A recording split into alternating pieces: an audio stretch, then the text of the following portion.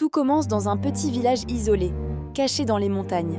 Un endroit paisible en apparence, pourtant marqué par un passé qu'on préfère taire. Dans les archives locales, un vieil article jauni raconte la disparition mystérieuse d'une famille, la nuit de Noël 1987. Un drame jamais élucidé. Leur chalet existe encore, figé dans le temps, décoré comme si la fête n'avait jamais pris fin. Personne n'y est entré depuis cette nuit-là. À l'extérieur, des traces dans la neige, des empreintes de bottes pleines de sang.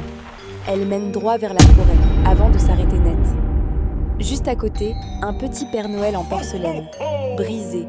Son visage paraît terrifié, comme s'il avait vu quelque chose. À l'intérieur du chalet, le sapin est toujours là, mais ses décorations sont étranges. Montres, bijoux, objets personnels appartenant aux disparus. Un train électrique tourne en rond au pied du sapin. Le courant est coupé depuis plus de 30 ans, mais il continue de rouler. Sur une étagère, un vieux magnétophone. Quand on appuie sur lecture, on entend la voix tremblante d'un enfant. « Papa, dis-lui de ne pas venir, s'il te plaît. » Le plancher porte des marques profondes, des griffures. Elles mènent toutes à la porte du sous-sol, verrouillée de l'intérieur. Sur le mur, un portrait de famille. Au milieu d'eux, une silhouette sombre se dresse. Personne ne se souvient l'avoir vue lors de la prise de la photo. Dans le journal de la mère, une phrase revient sans cesse.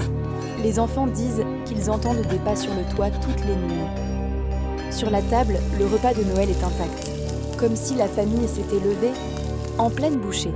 Et pourtant, la nourriture semble fraîche. Une fenêtre a explosé, de l'intérieur. La neige qui a pénétré forme un visage figé dans un cri silencieux. Dehors, une traînée de sang traverse la neige et disparaît en plein milieu de la forêt, comme si la personne avait été soulevée. Un grelot repose dans la neige, mais pas un grelot de reine. Il est plus lourd, plus sombre, on dirait du métal, ou pire. Sur une branche, un petit morceau de tissu rouge. Il semble appartenir à un costume de Père Noël, et du sang gelé goûte encore au bout. Les arbres du bois portent d'étranges symboles gravés profondément, les mêmes que les enfants dessinaient avant Noël.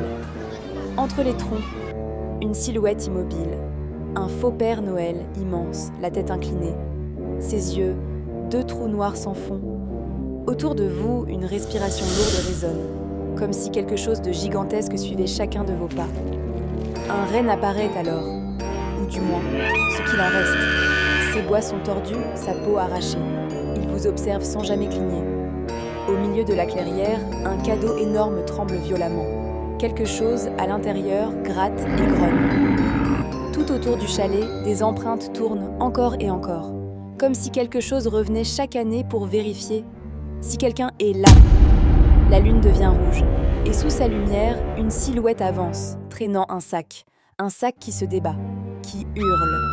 Sur la porte du chalet, quelqu'un a gravé un message.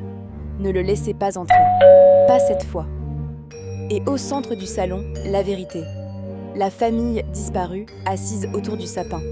Leurs corps gelés, leurs yeux arrachés, remplacés par des boules de Noël. Cette nuit-là, le Père Noël n'est pas venu donner des cadeaux. Il est venu reprendre ce qu'il attendait depuis trop longtemps, et il reviendra, toujours.